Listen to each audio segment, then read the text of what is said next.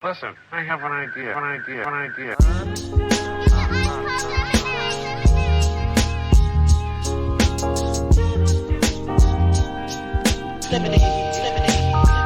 how I feel when you make lemonade.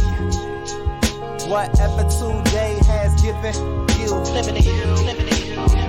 511 headaches, still call it Thanksgiving. True.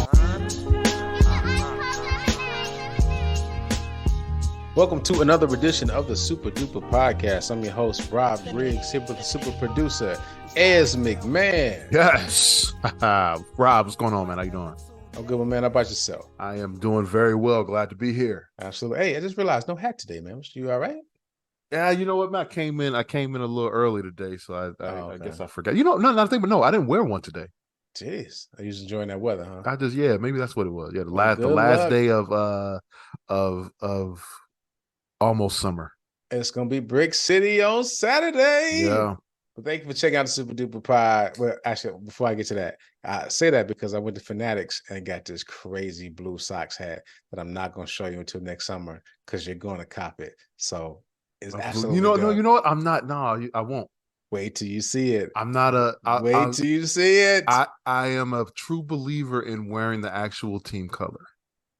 Oh, that just made me feel really bad about my hat. Thanks, Ez. So thanks for checking out the Super Duper Podcast. We do not take it lightly. The one that you've right. seen, the gray one, Yeah, with the 80s logo. Yeah. It's because the White Sox wear black and gray now, so I can wear that.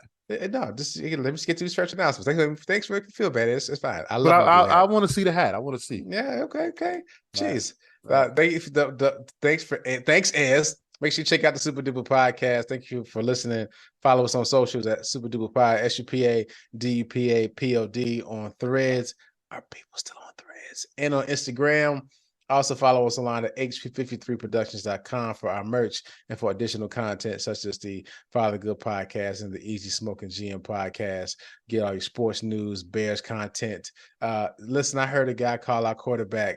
They named him Teabag. I was like, that's so foul, man. That's, you know, I heard that one too. Yeah, man. You can't do that. You can't do but that. Shout out to him for a win, man. But he's charismatic, man. He's his dad's pretty great too. His dad is hilarious. Yeah. The arm wrestling champion. But yeah, man, good dude, man. Yeah, I got a theory. I'm gonna share it on the podcast that we record on. We're gonna record after the Bears Chargers game.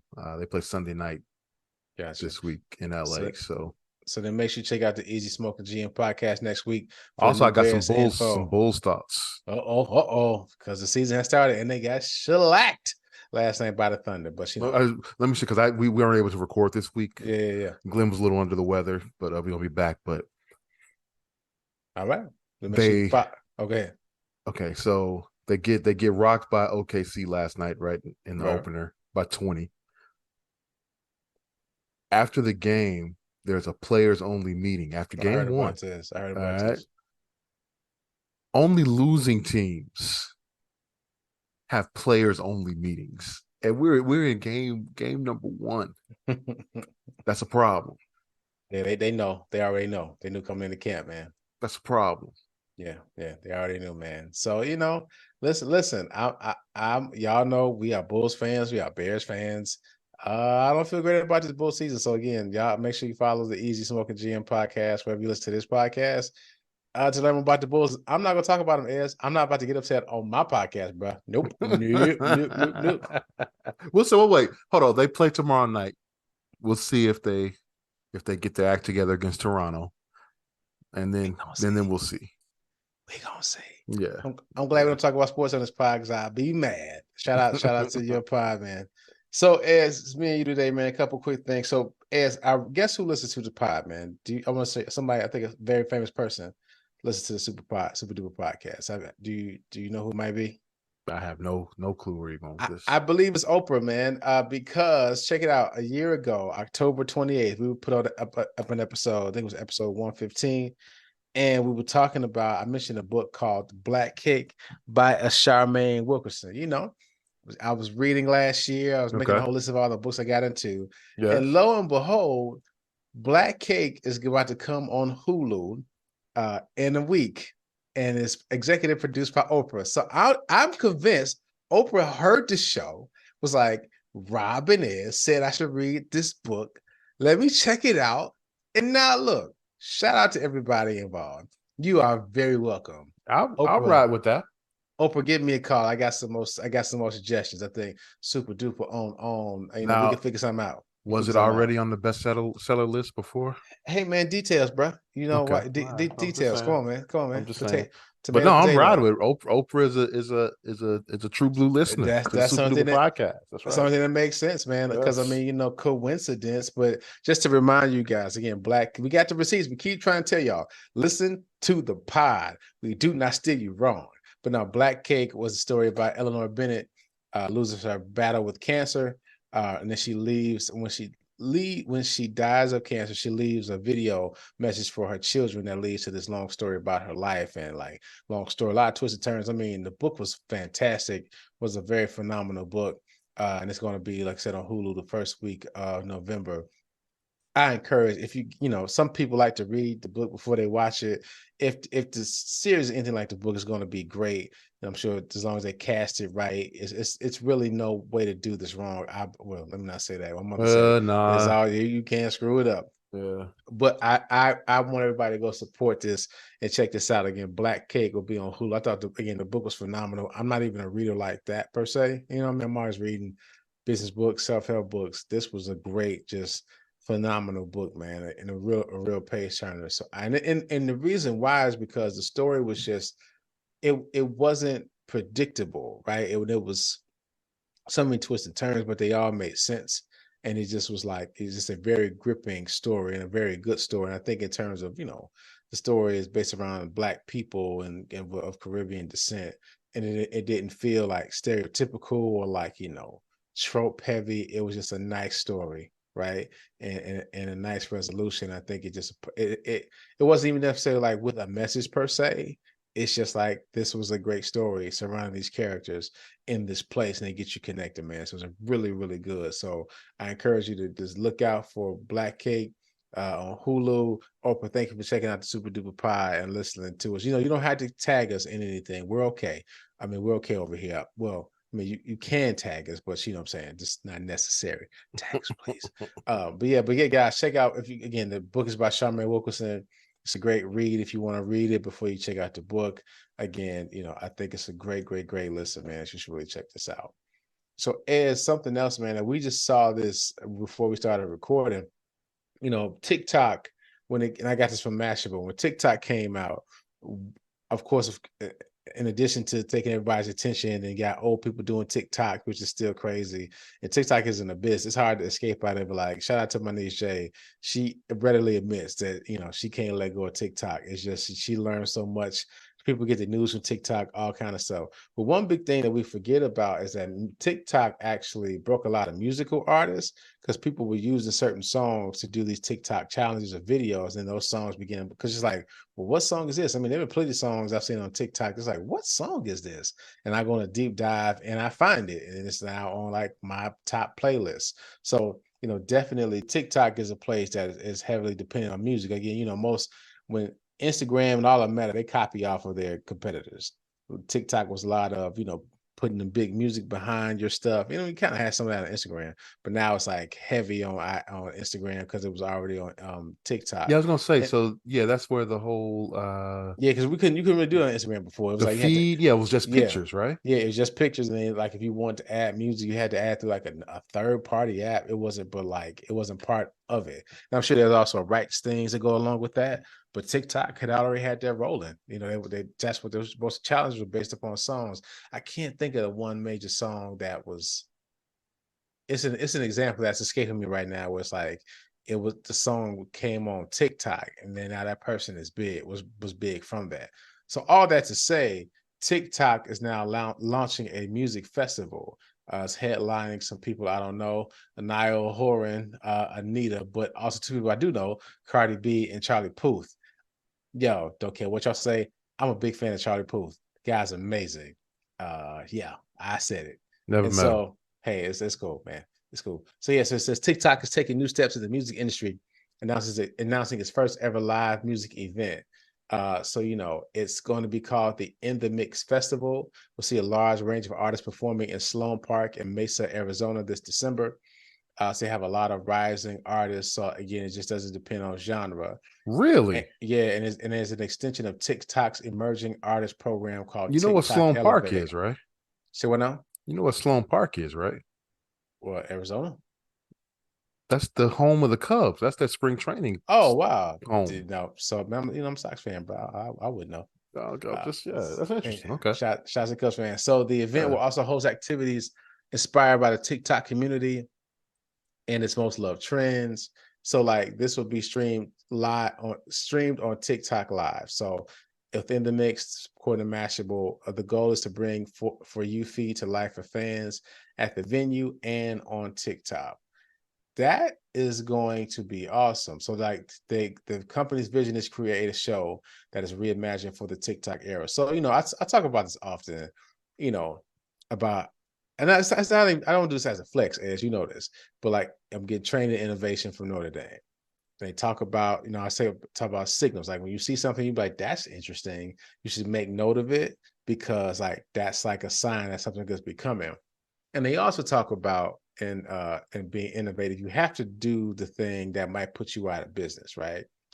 Here it is, TikTok being this large platform. Like each of the headliners, this is from the Mashable, has immensely popular TikTok accounts themselves and often using that app to connect to a total of 74.5 million followers.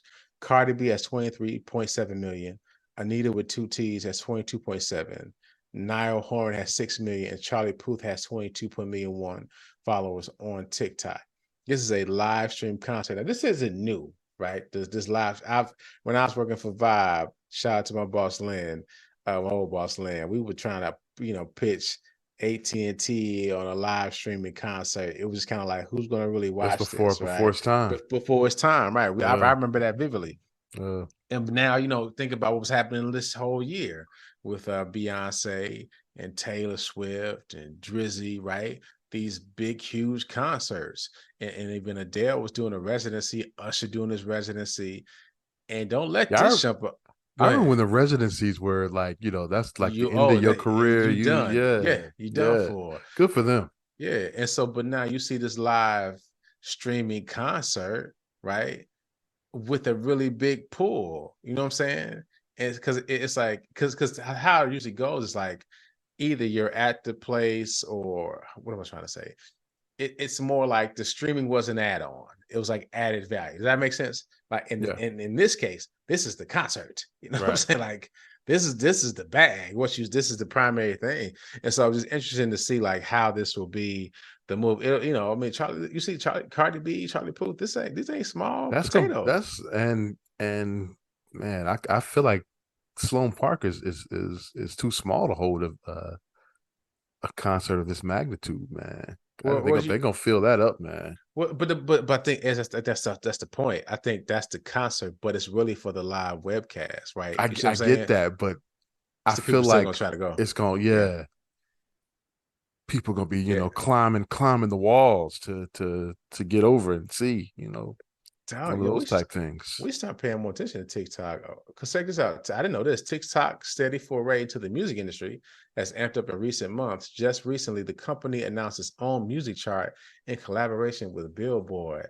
The government better do something about this fast because I think they still got. What's scary, man? What scared me about TikTok? Wild. I remember when they said that like there was the Chinese, trying to steal all our information. They were going in and and lull us to sleep. Yeah, cloning our phones and that sort of thing. But I guess the rumor I had heard is and you probably heard this as well. Like they fixed our algorithm so we see dumb stuff. And in China, the algorithm, the kids see educational stuff. I believe that powerful stuff, but we were just still going to see dances and stupidity. You know what I'm saying? My Instagram algorithm is ridiculously stupid. I'm ashamed of my Instagram stupidity. It's my own fault. I'm not talking about all the time. I purposely been trying to stop scrolling on Instagram because I started realizing how much time I was, I'm like, I'm busy at this and that. And I would get on Instagram to kind of take a mental break. Yeah. But then you look up and 40 minutes have gone by. Like, and you go, like, what was I really doing? What was I really watching? You know what I'm saying? Yeah. I'm just sending it to people. That's it. But that's why. So this In the Mix is set to take place on December 10th. Tickets will go on sale to the public through the website on December 2nd. Prices ranges from $25 to $60. When is this again? The beginning of December.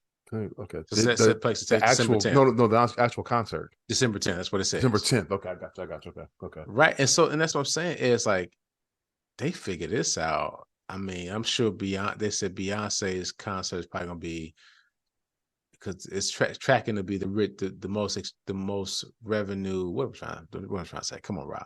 It's the concert that would generate the most revenue this year, even though Taylor Swift is the one you see on the news. But I digress. But like Beyonce is the one's gonna make the most. But I'm sure there are a lot of costs involved. I'm sure she's taking home a nice penny. You know what I'm saying? We're not crying for Beyonce. No. But you go this route because these tickets were $25 to $60. Because I'm telling you, this is probably a response to like the Beyonce Taylor Swift effect, right? Where tickets are banned. You see what I'm saying? And like people spending all kind of stuff just to go to this show. And it's like, is that really right? You know what I'm saying? Like everybody don't get to do this, but people are doing it.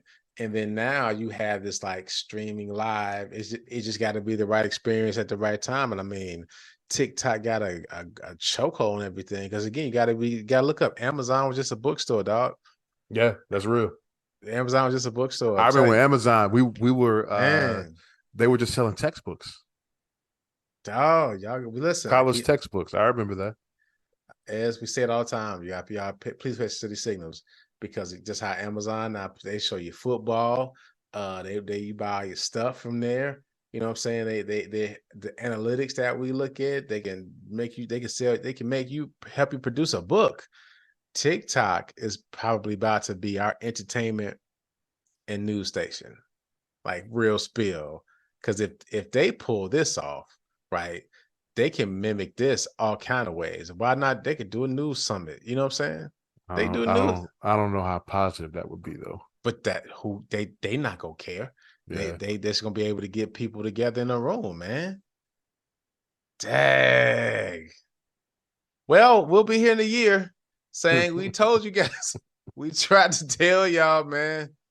Tried to tell y'all, Rostradamus. You dig? Last thing is, we're gonna be a quick episode today. Shout out to everybody. Thanks to everybody who listens, people from across the country, across the city who hit us up, tell us they listen to the pod, that they enjoy the pod. Shout out to my man Alex. He quoted the pod back to me today on the text. So we appreciate your family. But so as I asked you this before we got on the show, and you answered me honestly, so I'm gonna ask you again. Mm-hmm. Did you know that there's Black History Month in October? Never heard of it. Dog, I was in the cafeteria at work. Shout out to my job, which will be nameless. And but shout out to them. I appreciate y'all sending me that check every couple weeks.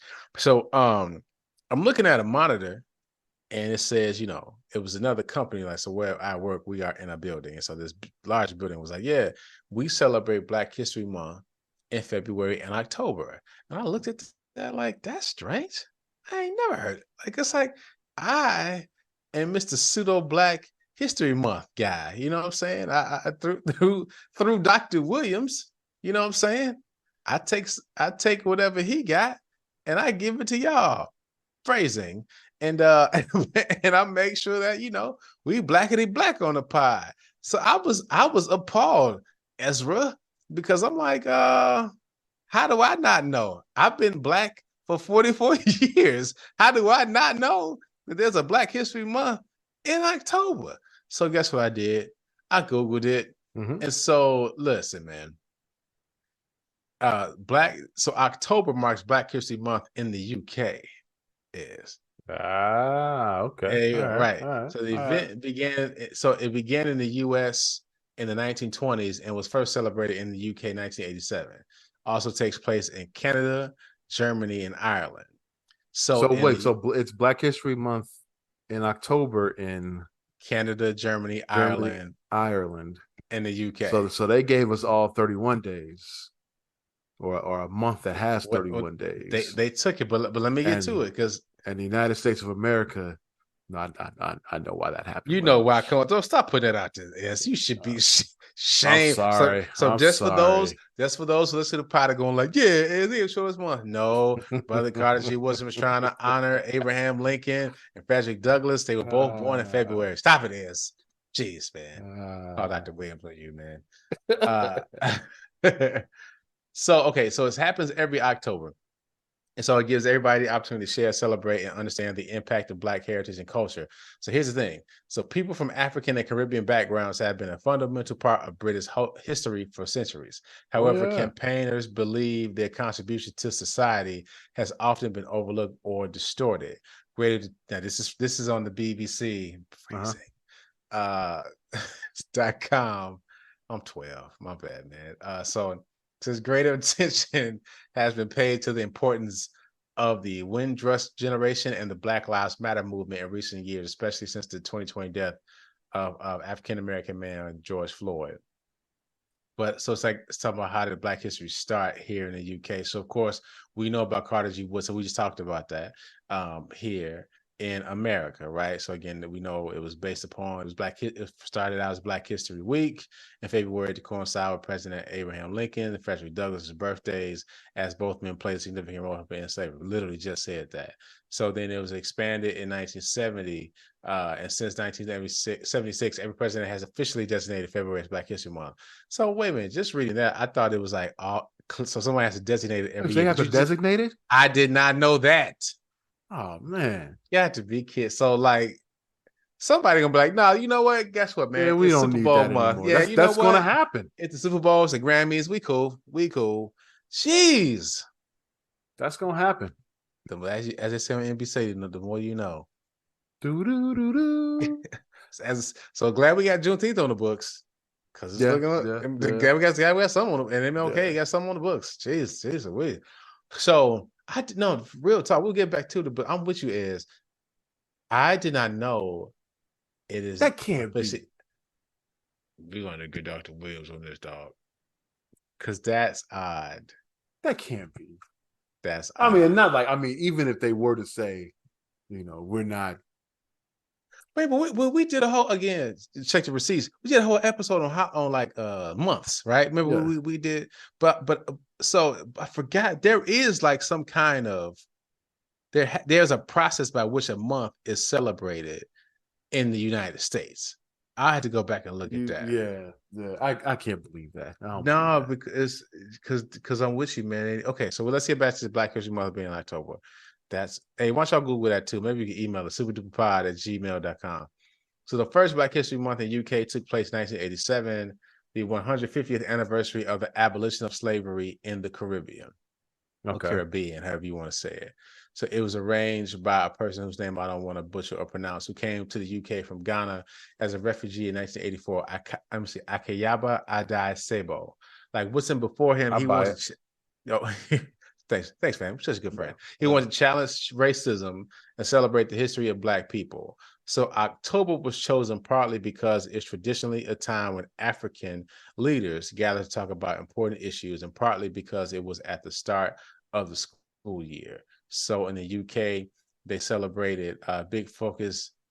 So listen, when Black History Month first began, there's a big focus on Black American history. So over the time, the event has prioritized Black British history and key Black figures from the UK, such as Walter Toll, Mallory Blackman. So Walter Toll was the first Black officer to command white troops in the British Army, and one of English football's first Black players. Mallory Blackman, best-selling author in the first. Wait. So that happened in the last 100 years, then, right? Yeah, they said this was 1987. No. I mean, Walter Toll. Oh yeah. Toll, yeah. So Mallory Blackman, the best-selling author and the first Black children's laureate. Shirley J. Thompson, leading composer and conductor. Lewis Hamilton, the only Black driver in Formula One. I know who that is. Yeah, we know who that guy is. Okay. So there's a natural. That's interesting. There's a natural poetry competition. There's a UK wide run of shows, festival of films, a free tour exploring Black female They scientists. must, Yada man. The yada. Festival of Films must be great, man, Yeah, because all the Black actors are from the UK now. yeah. And then even if you're looking at when you look at Netflix, a lot of Yeah. these shows, right? It's like Oh, it'd be a gang of shows. Like, where is by this the way, from? we just finished Lupin. I love Lupin, dog. I know it's not from the UK, but oh man, No, it's so good. I saw the first season and wow, this is one of the best shows I've ever seen in my life. It's so It's good, one of the best shows I've seen in my life, for real. Real man. spill, real spill, real spill. So yeah, so this is something. It's like You know, this is gonna make me sound really ignorant, but you know, before I was probably in high school, I didn't realize that there were so many people of color over in the UK. And then my dad has a friend that's from over there, from over the pond, and he actually came to visit, and I was shocked. I was like, "Whoa, you're Black." He was But he's like he's like, Ezra, no your shit. son's stupid. Like, hey, you're from the UK. Hey, But then I actually went over there, and actually, man, it's a lot of diversity.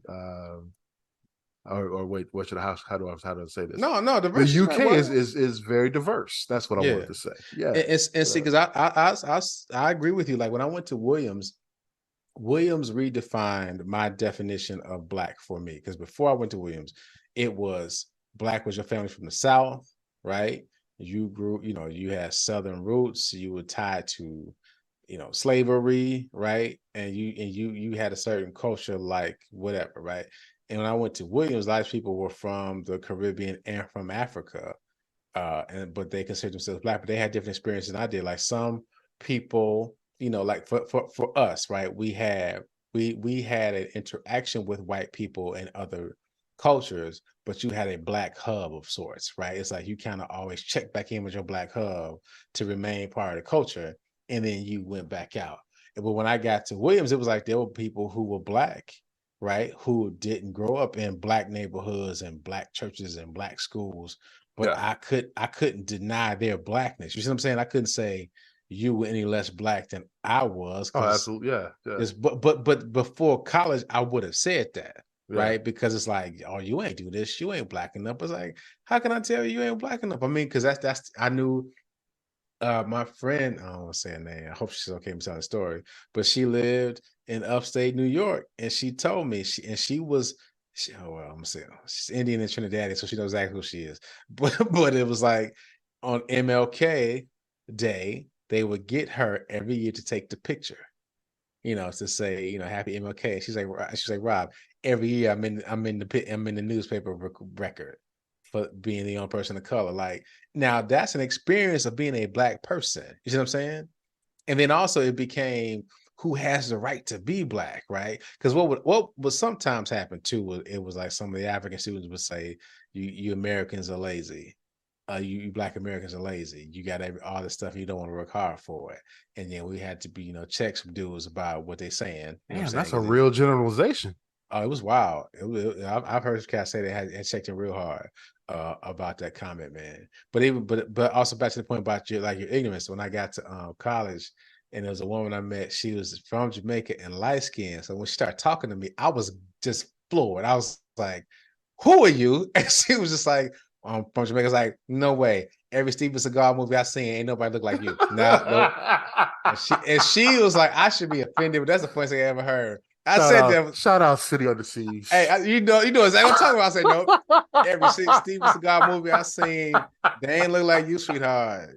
Nope. Oh, that was a great one.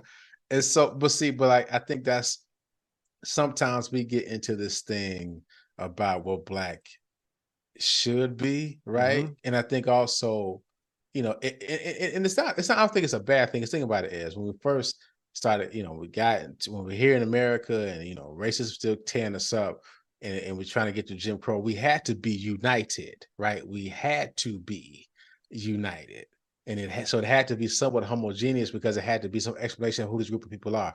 And in addition to that, think about it as most Black people in America can't go past their grandparents. like Right. right now, right? So it's like we have to restart this culture somewhere. Like it got to start somewhere where black is, right? This is because everybody want to be black till it's time to be black. You understand what I'm saying? Like when it's time to be black, people are like, nah, I'm cool. I'm The 15% great Irish. Paul Mooney. Everybody want to be in it, but nobody want to be in it. Right. So it's like that's just real spill, man. But I will say when I read this, I was like, because it was reading like, y'all not helping, y'all not promoting, the Caribbean ancestry and African ancestry is being overlooked. And maybe I feel different about that because where I went to school and it was heavy Caribbean and heavy African ancestry that we were like really engulfed in. You know what I'm saying? Like it was like you had to talk a lot about Jim Crow and Southern stuff a lot, right? So people can get but it was like, man, we can't even agree on a black history. You know what I'm saying? Like y'all couldn't keep February going. You know what I'm saying? Like it can't be Black History Month around the world. Like we got to do this twice a year now, bro. I was like, come on, man. That really messed me up, dog. Just seeing that. But I guess I do understand the point they are trying to make. But I think that's it. That's kind of the point I was getting to before. It's like who becomes the police?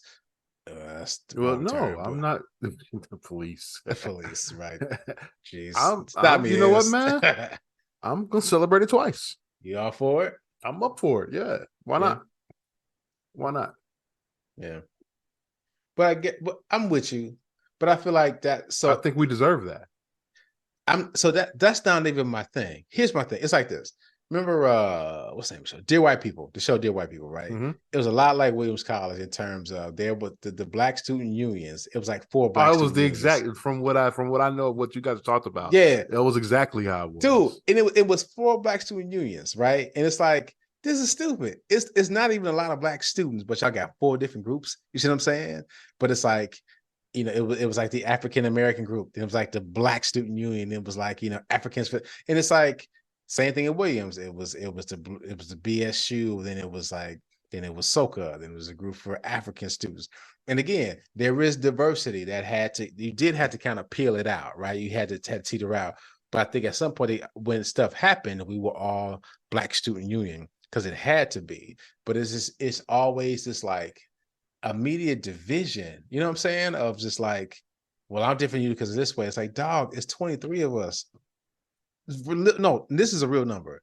It was like 120 something black students on Williams campus with 4-5 groups as dumb. I never understood that. It's like, it's not even a lot of us. We can't even fill this meeting. You know what I'm saying? And then it's like, we could learn. I always was of the mind we could learn from each other in this group together, right? And build something going forward. But now also I'm sure I can see the other side of the argument, like, well, Rob, well, they may have said they don't, you guys aren't embracing what we've gone through. Exactly. And that was a fair argument. I mean, I think, I'm sure they probably felt part of Black Student Union. It's like, you're not talking about it's always slavery, Black history, not Black history, but like Jim Crow, Right. You're forgetting, you're not talking about Walter Toll, Mallory Blackman. You see me, these people that get overlooked who have had impact on Black history globally, because again, it's a lot of Black history in UK, a lot of Black history in France too. You know what I'm saying? Mm-hmm. Like, it's a lot of Black history in France that we never talk about. And even though I'm with you on this twice a month, I'm like, how much more powerful will Black History Month be if it was a global effort? You see what I'm saying? Like if it was like a global effort, because the truth is so now you're saying we have to change the month altogether now, because it can't be February and it can't be October, because you're gonna offend someone, so it's got to be like January, March. January. Hey man, we should do like Hispanic Heritage Month. Take over 2 months. Middle of October to be in November. You make you think it's all fourth quarter, baby. I like it. So start a weekend. Yeah, but truly, I mean, I think we should be more global with it. But we said this before. We're gonna say it in about a couple months as people start thinking about Black history after the Super Bowl. You know what I mean? And it's like, and they throw together the same thing. They put together the same topics. because we accept it. Like, with even So with like you- MLK. I mean, don't forget your point. Let me get this out. Like even with MLK Day, you know how great he was. Like truly, you know how great he was. Yeah. And we run the same ad. We run the same spot. We say the same things. Like every year because it's like we gotta get something out, and it's like, oh, we did it. Put something out for MLK. Oh, we're gonna do this. Yada yada, and we have officially celebrated Black History Month. Did we? Right? I mean, this whole conversation is there's Black achievements in the UK, in France, Canada, and Ireland, bro. That tripped me out. yeah. You know what I'm saying? So I think maybe the next phases of Black History Month celebration should be the global effect of Black history and Black culture, right? I mean, because it has affected the entire world. Like a lot of people from the Harlem Renaissance defected to Paris and defected to places like that, right? Who knows what the impact felt from those defections, right? What was the point? You had a point you're gonna make. I forgot it now. Oh, sorry, bro. Sorry. That's all right.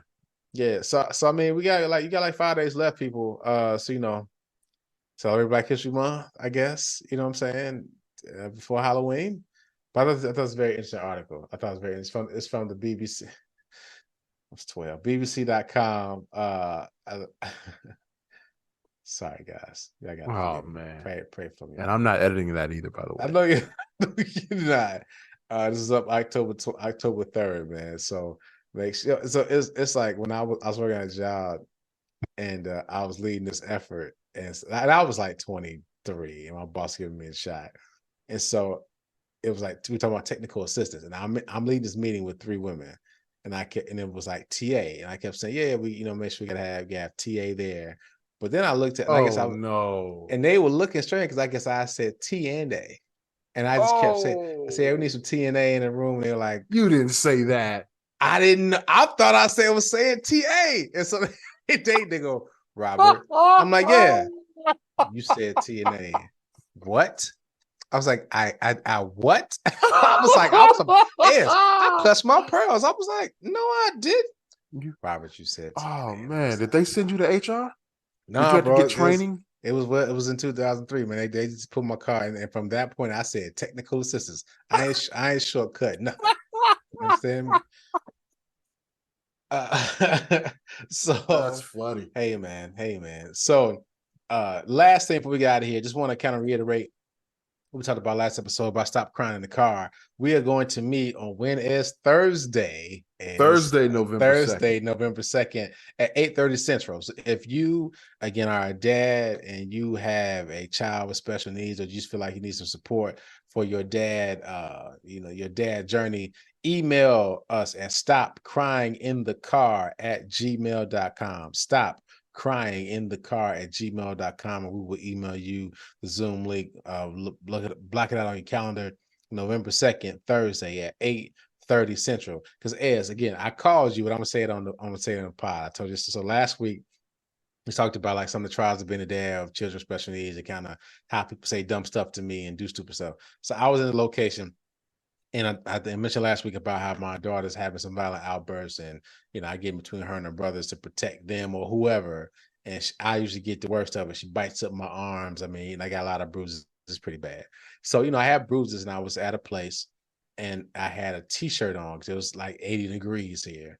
So somebody said, "Hey, are you okay? I see your arms," and I was like, I explained my daughter has autism, and she had a couple bad days and was biting me, and this is just a result of what's happening. And so as we're talking, people asked, there was like, your wife? And I said, well, we're not married. I'm divorced, but we do stay pretty tight because we have our children. So they go, oh, so then they stay with her. You get to see them all. And so I'm looking like, now you look at my arms, right? You're looking at my arms. This is fresh. This is fresh. But you're going to ask me if I see my kids. Get up out of here. And this is why, again, a group like this is needed, because it's just like, and I called Ez. Go ahead, Ez.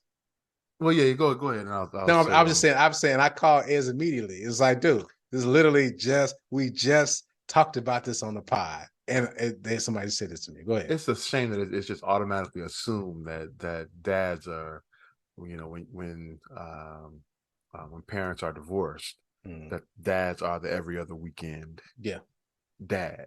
Yeah, that shouldn't be. That shouldn't be the case. That's shouldn't sad. be. Yeah, I mean, just automatically assumed. And again, I know some dads do it. That's a life they live, but that shouldn't be the first thing to come out your mouth. You have no idea what people's arrangements are. Right. Like, I see a lot of dads leading meetings, and they the main caretakers of the kid, even if they're together with the mom, just because the mom has a different type of job. You know what I'm saying? Or just he's just better at it. You know what I'm saying? And that's okay. But the immediate reaction I usually get as I said it, and that was a very vulnerable. I thought about that. I can't believe I said that on this pod, but it's a real take, man, because it still happens. And so I feel like it's always this need to prove my dadhood, right? And I know I'm not the only dad who thinks that when, especially having children with special needs, it's like it's almost like you don't deserve support. You know what I'm saying? It's some, the kid needs support, the mom needs support. We ain't got enough left for you. Well, I do, fellas. So, again, stop crying in the car at gmail.com. Thursday, November 2nd at 8:30 Central. We're going to jump on the Zoom. We're going to just, have a good time, get on and kind of set up for the next one after that. So, did I miss anything, Iz? No, I think you covered it all, man. Yeah, it's a good episode, man. I like the talk on the BBC about Black History Month. You dig? So make sure you follow us online at HP53 Productions. They go cancel us as HP53productions.com for our merch, and also on our socials at Super Duper Pod. SUPADUPAPOD. Again, appreciate you guys, everybody who listens. We know there are a lot of podcasts out there, and new ones coming that you should definitely check out. We thank you for continuing to check out the Super Duper Inside Joke. Thank you. We appreciate you guys really checking out the Super Duper Pod and making sure that we keep us on P's and Q's and make sure you know what it is. So make sure you take care of yourselves and each other. God bless you guys. Hey, mama, this is the Super Duper Podcast.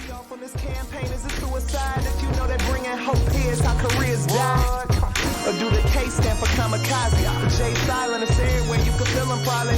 Sure then, lately, I've been up late with demons in my basement trying to get me to hate this. Life thinking I should be further and then I choke up. As soon as I got silent, then the truth spoke up. They said, how you know you ain't perfect? Let that soak up and soak in. You know how you know that you blessed? I woke up, and oh my God, feeling myself, know why? 'Cause I woke up.